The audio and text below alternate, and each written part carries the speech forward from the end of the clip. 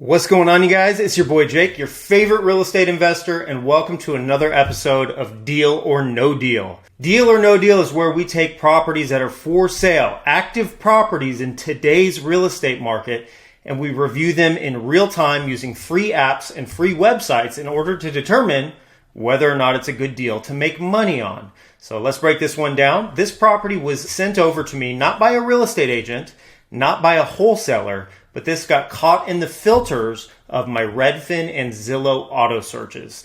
A lot of times there's certain keywords that I'm always keeping a lookout for. Other times there are price points that I'm keeping a lookout for. With this one, a keyword sparked this to go into my mailbox and give me my special little notification that it's a good deal. So we're going to break it down. I have not looked at this yet, and let's see what's going on with it. So this came earlier today. They're asking $300,000 for it. It's 3 beds, 2 baths.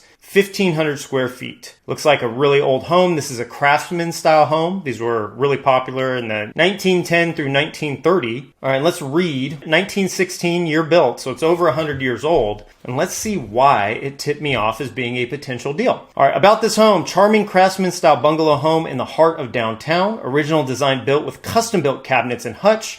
In living and formal dining area. Property offers 3 spacious bedrooms and 2 bathrooms with a jetted sunken tub.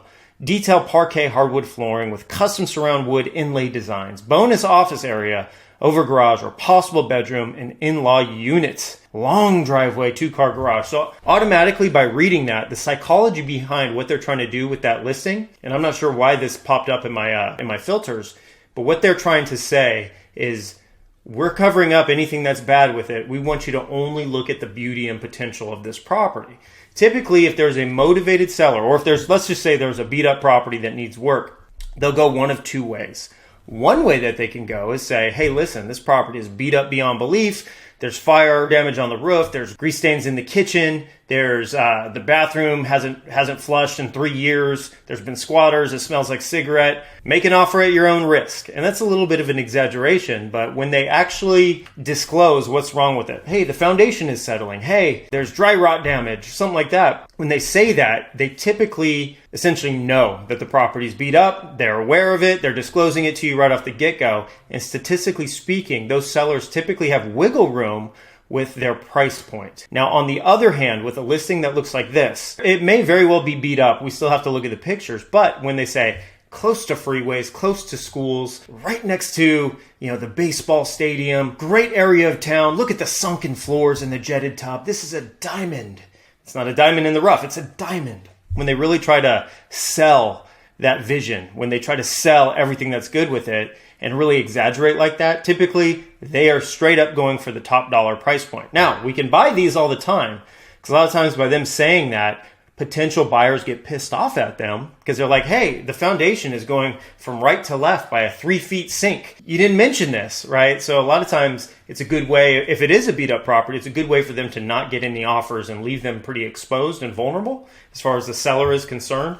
But when they come off the, right out of the gate, trying to really pump up a property that doesn't have any good features or trying to sell the potential, a lot of times that means they are trying to get top dollar and don't have as much wiggle room unless it's been on the market for 3 or 4 months. At that point in time, it's good for someone like me. But a lot of times I can get them like this as well. It's just statistically speaking, the psychology behind it is the buyer's trying to get as much money as possible.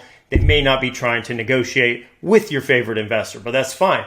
Let's take a look at what else is going on with it. So if we look at pictures, let's see what we got going on. Okay, craftsman style home, right? Decent shape. Yeah, all this is just completely old. Look at that. I mean, this was the style back in the day. It ain't the style now, but it was the style back in the day. I mean, this house just looks like it's all original stuff. It probably hasn't been touched in 70 years. Now, it's got character, and a lot of people, especially the critics online, they say, Jake, you removed the character of every house. Listen, I removed the character because although random people on Instagram or YouTube or whatever it is may like character in homes, the people that are buying houses in these neighborhoods, unless we see trends that prove against this, but typically the people buying, they want modern. They do not want old character, right? It's not the same taste as it was 100 years ago. And even if we like the character of a house like this one, which I don't, but if you did and you were flipping it and you kept it, kept that original character, you would have a lot of trouble selling it because it's not being put into condition that proves is going to sell in that neighborhood. This is a buyer psychology lesson here. This isn't what we like or personal ego. This is what the buyers prove to want. Okay, we give the buyers what they want. We don't give them what we want. That would be selfish. And this is a for-profit business. We are trying to sell homes and make money. In order to do that, sometimes we have to put our egos aside and do what the neighborhood likes. So let's figure out what the neighborhood likes. Lean in a little bit closer. We're about to get real. All right, so let's see where it's at in the neighborhood. All right, so this is right on the border. Busy street, busy street, busy street, busy street. This little rectangle here is where we want to key in to see properties that have recently sold with the same characteristics, 100-year-old properties, about 1,500 square feet, probably 2 bathrooms or more. And now I'm willing to jump over this busy street to come over here, but it looks like it's by a hospital, it's by a church, a cathedral. I'm only willing to jump over here if the properties that have sold that have similar characteristics to ours. And by characteristics, I mean year built, size, all the things that compare apples to apples. We can always renovate a home, but it's still going to be the same year built. It's still going to be the same size unless we add square footage to it, which we're not trying to do a lot of that these days. So I'm willing to jump on the other side of the neighborhood if and only if the numbers are the same as within our little rectangle. So let's open the zip code in a new tab and see what we've got. All right, here is the zip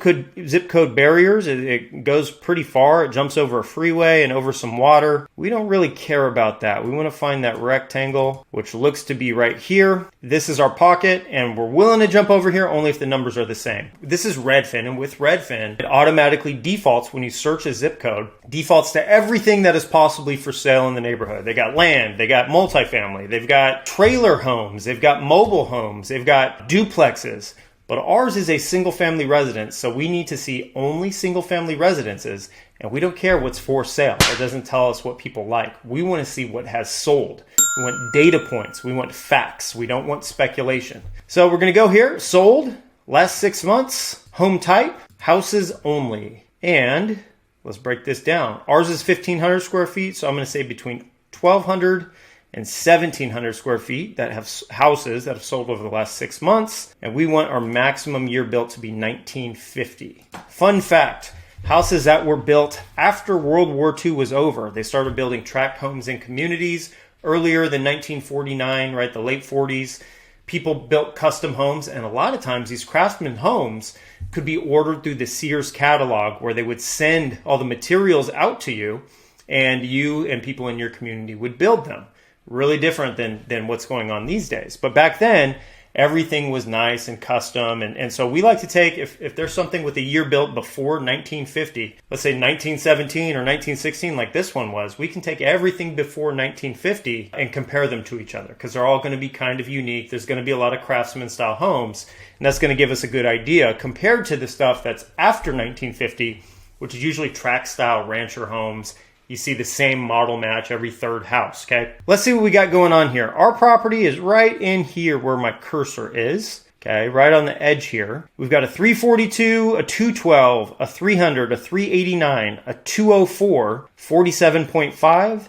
And then it looks like up here in the top part of the neighborhood, we have two 390s and a 408. But I'm thinking, because there's a big difference there. I mean, there's a 389 here, but these ones all selling close to this water up here. I'm going to try to discard those for right now because ours is not on the water side of things, right? Ours is closer to the 342 right in here. So we have a 342. It's 2 beds, 1 bath, 1,280 square feet. We have a 389, 2 beds, 1 bath, 1,322 square feet.